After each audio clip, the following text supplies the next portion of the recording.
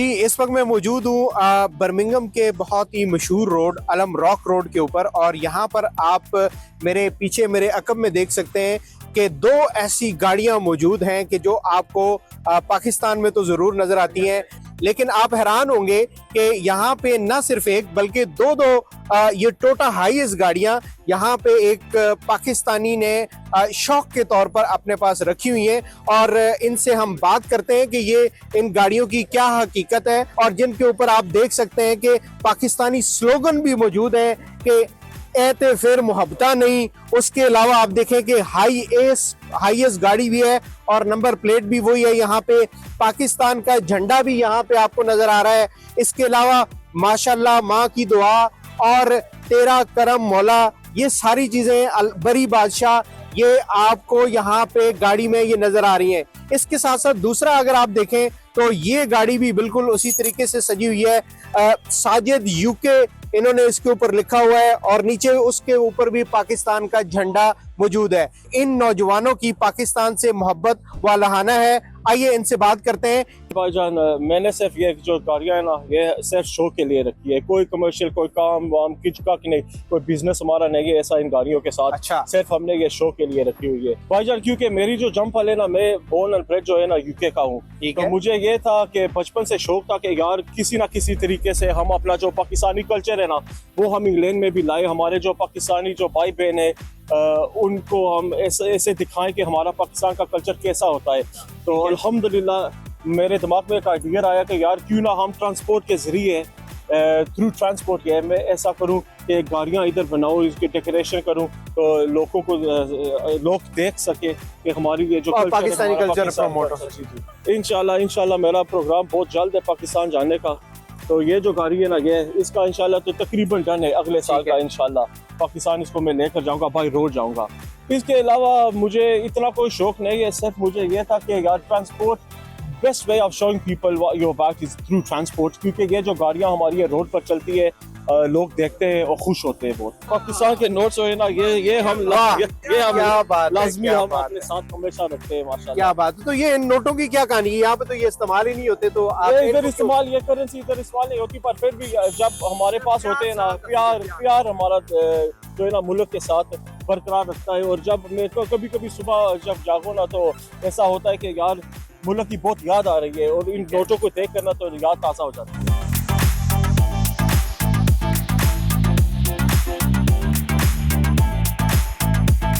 जी बिल्कुल, माशाल्लाह। आप यहाँ पे देखें, ये गाड़ी को सिर्फ और सिर्फ बाहर से ही दुल्हन की तरह और पाकिस्तानी कल्चर में नहीं सजाया हुआ, बल्कि आप यहाँ पे देखें कि मैं अगर मेरे कैमरामैन आपको दिखा सके कि ये पाकिस्तानी नोट भी मुझे नजर आ रहे हैं। अरे वाह, क्या मोहब्बत का, क्या आपका जो एक पाकिस्तान से मोहब्बत है वो बिल्कुल आई वुड से कि इतनी ज्यादा और ऐसी लाजवाब मोहब्बत, वाह क्या बात है।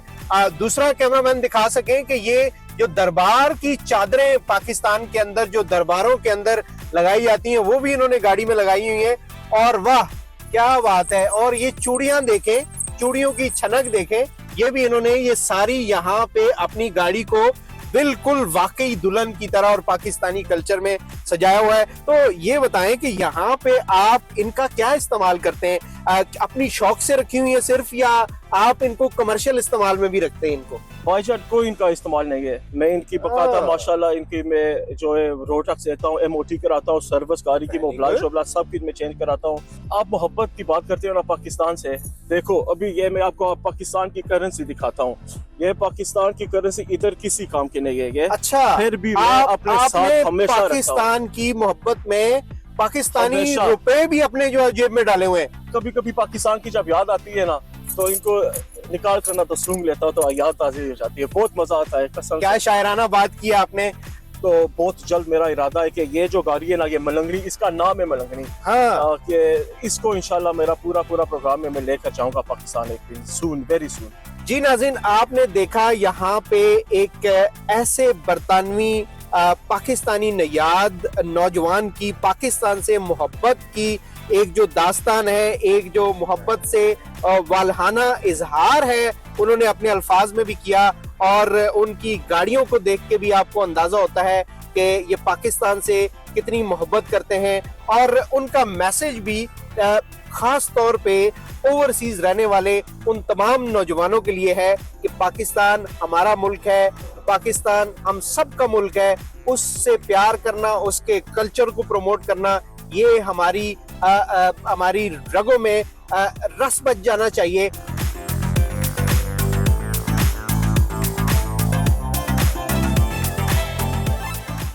अब आप भी यूके जा सकते हैं। जी हाँ, यूरोप जाना इतना आसान तो कभी न था, लेकिन कैसे? इसके लिए आपको ये पूरी वीडियो देखनी पड़ेगी। मैट्रिक का स्टूडेंट जो है वो यूके भी जा सकता है। 1500 स्टूडेंट्स बाहर भेज चुके हैं। यूके में 1 ईयर डिग्री प्रोग्राम है, उसके बाद आपको वर्क परमिट मिल जाता है, गारंटेड वर्क परमिट है।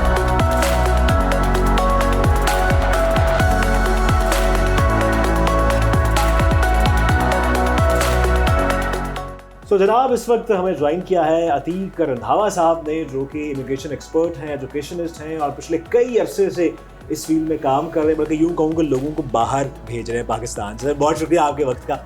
पहले तो बताइएगा कि कितना अरसा हो गया आप इमिग्रेशन फील्ड से मुंसलिक हैं और एजुकेशनिस्ट भी हैं? इस फील्ड को मैंने फिर ज्वाइन किया, अरसा कोई 6-7 साल हो गए हैं। ठीक है, फिर आपने एजुकेशनिस्ट तो पुराने हैं, लेकिन इस फील्ड में अपनी कंपनी शुरू की, फिर आप जी अल्हम्दुलिल्लाह जी अपना इदारा शुरू किया आरजे कंसल्टेंट्स के नाम से। ठीक है। अच्छा, मुझे बताएंगे अब तक अगर मैं आपसे पूछूं कि कितने लोगों को आप बाहर भिजवा चुके हैं, कोई नंबर याद है? याद रखते हैं वैसे? अल्हम्दुलिल्लाह करियर में जब से इस फील्ड से हैं तो मोर देन 1500 स्टूडेंट्स जो हैं वो अल्हम्दुलिल्लाह और बाहर भेज चुके हैं। ठीक है। अच्छा, यूनाइटेड किंगडम, यूके, बरतानिया जिसको हम कहते हैं, वहाँ पे लोग क्यों जाना चाहते हैं इतनी बड़ी तादाद में? बाकी मुल्क भी तो हैं, यूके ही क्यों आखिर? यूके के हवाले से अगर बात करें तो यूके में पहले तो एक जो आपके एकेडमिक्स हैं इसके ग्रेड्स लो भी हों तो यूजुअली चल जाता है, काम चल जाता है। मसलन यूरोप है, जर्मनी है या यूएस है, 3.2, 3.5 CGPA से ऊपर, या कनाडा भी इवन बड़ी अच्छी प्रोफाइल और जिनमें गैप वगैरह कम हो वो एक्सेप्ट करती है। अच्छा। यूके का एक अच्छी बात ये है कि यूके 7 to 8 ईयर्स का, 10 ईयर्स तक का भी मैक्सिमम गैप एक्सेप्ट कर लेता है। फर्दर देखें, कॉस्ट इफेक्टिव भी है यूके। अगर कॉस्ट के हवाले से देखें तो 32 लाख तक तकरीबन आप कह लें कि जिसमें हेल्थ इंश्योरेंस, एम्बेसी फी। अभी आप कॉस्ट इफेक्टिव कह रहे हैं? जी ये बाकियों की निस्बत ये बहुत ज़्यादा कॉस्ट इफेक्टिव है। द रीज़न कनाडा में सिर्फ जो आपका ब्लॉक अकाउंट है वो 30-32 लाख तक चला जाता है। फिर ऑस्ट्रेलिया ने अच्छा, इसमें अच्छी बात यह है कि इसकी डिग्री 1 ईयर की है।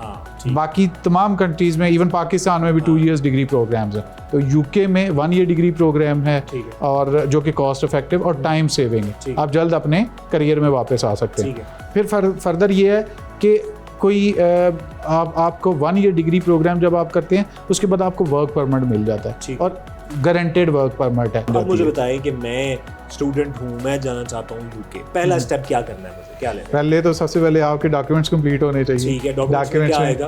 पासपोर्ट है आपका, ठीक है। उसके बाद आपकी मैट्रिक, इंटर, जो भी डिग्री है, मैट्रिक वो तमाम ट्रांसक्रिप्ट, उनकी डिग्रीज, और उसके अलावा आपका आईडी कार्ड। इंग्लिश में लोग आजकल, पहले तो पुराने उर्दू में चल रहे थे, अब इंग्लिश में, और वो आपको चाहिए है।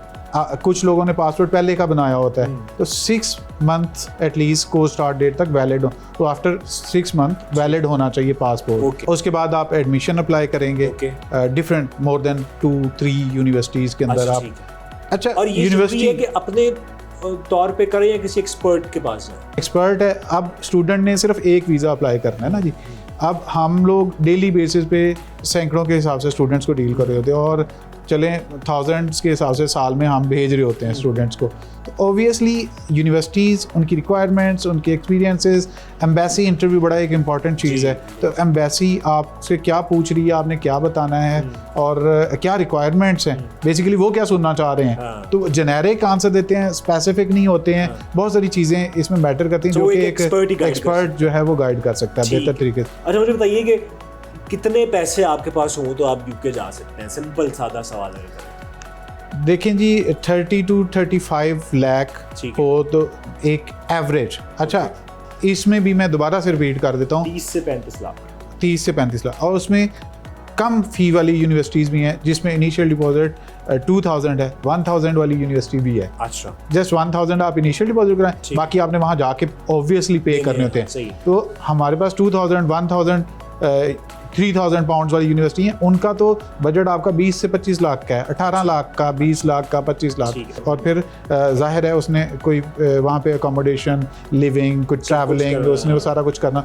इसलिए मेरी ये सजेशन होती है स्टूडेंट को, कम फी वाली यूनिवर्सिटी सेलेक्ट करें, ठीक है, इनिशियल डिपॉजिट मिनिमम 50% तक आप करवा के जाएं, ओके। ठीक है। उसके बाद आपका 50% और लिविंग कॉस्ट आसानी से निकल आती है। अच्छा, ये अमूमी तौर पे स्टूडेंट्स गलतियां क्या करते हैं पूरे प्रोसेस के दौरान? किसी चीज़ को आपने फॉर ग्रांटेड नहीं लेना, ठीक है, मतलब इजी नहीं लेना कि यार ये तो कोई मसला नहीं हो है, जाएगा। इंटरव्यू हो जाएगा, ये भी हो जाएगा, ठीक है। तो जो चीज़ भी आपको आपका कंसल्टेंट है, आपका सीनियर है, वो आपको गाइड कर रहा है, कोशिश करें उसको फॉलो करें, वो आपकी बेहतरी के लिए कर रहा है, क्योंकि उसके हाथ से एक प्रोसेस, कई प्रोसेस हो चुके हुए हैं। टाइम फ्रेम इसका क्या होता है वैसे नॉर्मली? इसका टाइम फ्रेम है कि कम से कम 2 to 3 मंथ्स यूके का, इसका बड़ा कम टाइम कम टाइम सही है। स्पैन, कम टाइम में ये हो जाता है।